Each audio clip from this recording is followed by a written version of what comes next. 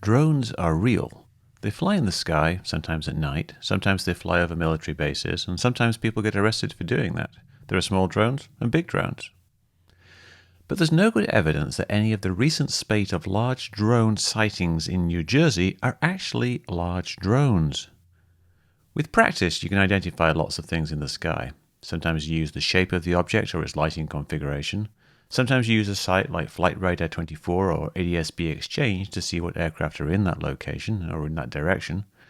Sometimes you look at what stars and planets are in the sky, and sometimes you look up satellites.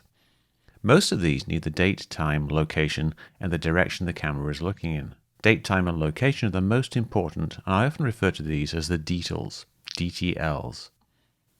In every single case where we have the details, and in many cases where we do not, we managed to identify what was being looked at.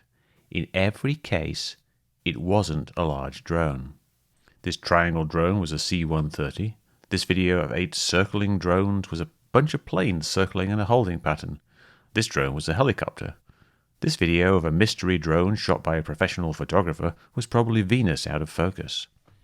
Those reports from pilots to air traffic control over Oregon were Starlink satellites. New Jersey Senator Andy Kim saw a lot of drones, but he was looking at planes, something he later discovered.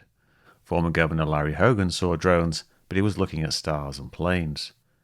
These stationary drones over the Capitol were just normal incoming air traffic far away, so seeming not to move much, but they did move. A reporter claimed to see drones, but he shows video of what were obviously planes. I could go on, but the point is made. Every case where there's enough information, and especially with the details, the date, the time, and the location, what we see are not drones. If that reporter gave the details, we could see what aircraft he was looking at.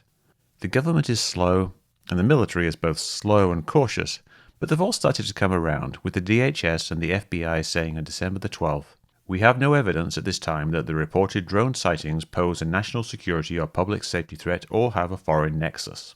Upon review of available imagery, it appears that many of the reported sightings are actually manned aircraft operating lawfully.